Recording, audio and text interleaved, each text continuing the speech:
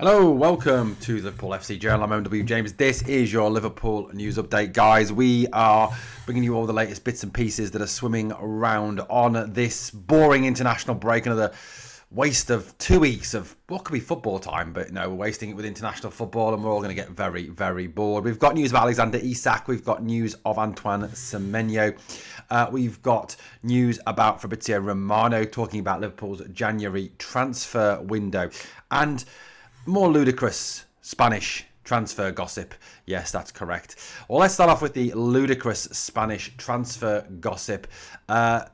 Look, I know that the Spanish teams are, very much interested in trying to unsettle players and trying to tap players up. Barcelona, Real Madrid, etc. They all love a good tapping up story, don't they, where they can try and, get in and unsettle a player. Well, the latest one, it's not Real Madrid for a change. It's not Real Madrid for a change. It is apparently Barcelona. According to a number of reports from Spain and all across the continent as well, Barcelona apparently are preparing a January transfer bid for Ryan Gravenberch. I just think this is an absolute load of codswallop, an absolute load of rubbish. Just more crap. It just seems, I don't know about you, but it just seems that every time we get a Liverpool player who is playing remotely well, the media want to stick it in and always want to link him to a Spanish club, don't they? Whether it's Madrid or Barcelona or whatever. This seems to be the latest. Now, this does come off the back, of course, of a report that was in This Is Anfield, which says Ryan Gravenberch's agent said he would love for his client to play for Real Madrid one day, but admitted it is now impossible at this moment. Interesting comments. His agent Jose Fortes Rodriguez is admitting that a move for now is impossible. Interesting, the language, which was that he would love for Ryan to play for Real Madrid, not Ryan. Whether Ryan's communicated that to him, I don't know, but it's interesting language nonetheless. Apparently, his agent then went on to say, when Ryan was 16, Barca called us. They wanted to sign him, but his father and I prioritised his development. But he is good enough to play for Real Madrid. We would love him to play for them, but Liverpool would ask for a lot of money. I know they've had their eye on him for now, but now it's impossible, which is ridiculous. Absolutely ridiculous. Just crazy talk. Ryan Gravenberch was, of course, asked about his future. He was asked about that, and he talks, obviously, I'm happy here. We have to see. We haven't talked about it yet, e.g. a reference to a new contract, but we will see. Grav is under contract at Liverpool until 2028. It's worth noting Liverpool have apparently looked at sort of extending his contract till 2030, 2031, very much as they have with Dominic Szoboszlai as well. But interesting gossip around the Spanish Giants, again, sniffing round one of our players. I think a lot of it's just media crap, and agents certainly don't help matters. I think Ryan Gravenberch's agent needs to shut his mouth and definitely keep it to himself. Alexander Isak obviously has gone off to join up with the Swedish national team, which you might think, well, that's fair enough. That's not really a story.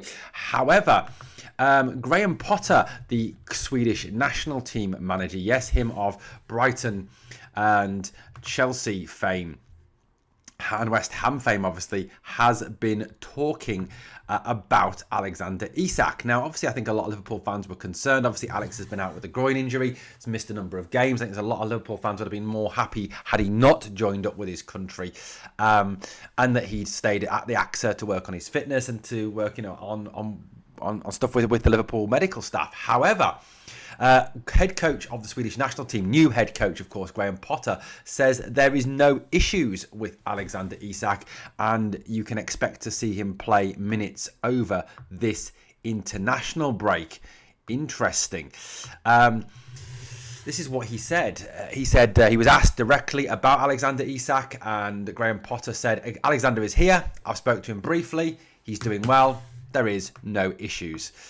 Interesting. Very, very interesting. So it appears that Graham Potter is saying there is nothing wrong with Isak. He's absolutely fine. He's able to play minutes. However, of course, he was on the bench against Manchester City. He was not brought on at any point by Liverpool. So the Liverpool's medical staff have, or sports science people have, a different opinion to the Swedish national team doctors and strength and conditioning staff. Or is this just coming from Alexander himself? I mean, let's face it, we all know that players are not the best people to ask about their fitness. If you ask a player, are you able to play? They'll say yes, no matter what. So worrying times. I certainly hope that the Swedish national team take it easy with Alexander over these coming weeks, because, look, we don't want him coming back to us injured.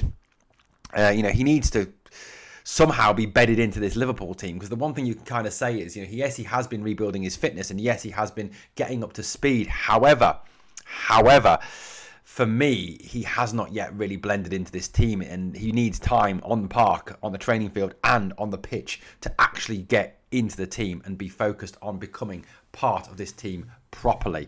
So interesting there from Swedish interim national team manager Graham Potter on Mr. Alexander Isak. Worrying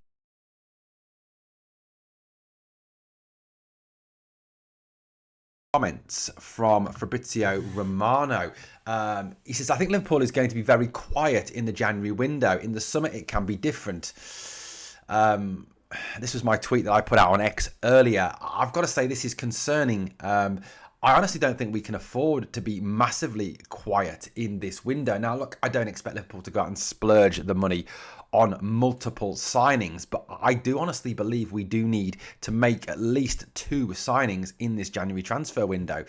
For me, a centre-back is an absolute must, especially given the continued uncertainty around Ibrahima Konate. Keep are reporting that he will sign a new contract now, which goes against what was said earlier, although everything has to be taken with a pinch of salt at this stage until something is formally announced by the club. But given his form at this moment in time, given the unreliability in terms of fitness of Joe Gomez as well, and the unavailability for the rest of the season of Giovanni Leone, I would say a centre-back has to be an absolute top priority in this January transfer window. I would also say a winger has to be a top priority in this January transfer window as well, given the fact that there is literally no backup to Cody Gakpo. We are pretty much using Wirtz out there, who is effectively a 10. He's been put out there. I suppose Ekitike could play out there.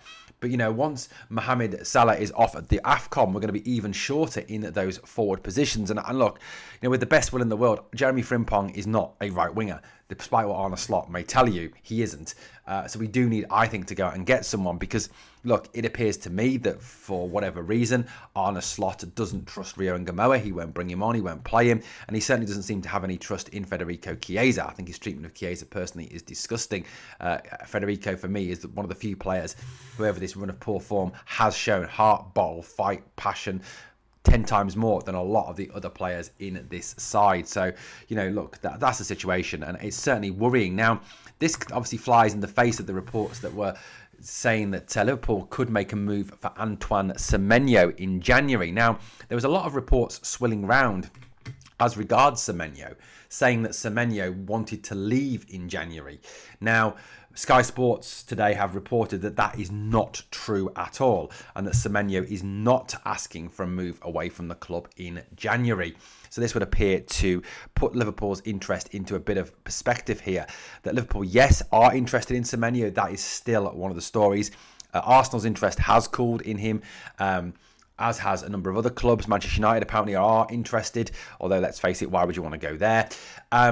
So, look, Semenyo could well be a target, but if he is going to be a target, it is more likely to be a summer target if Liverpool don't sign anyone in January.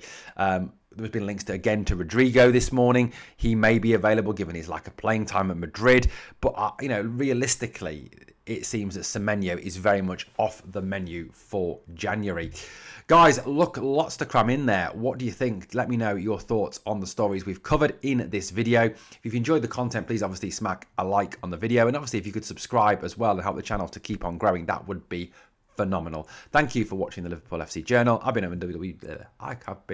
unable to speak. I've been OMW James. Thanks for watching, guys. I will catch you on the next one.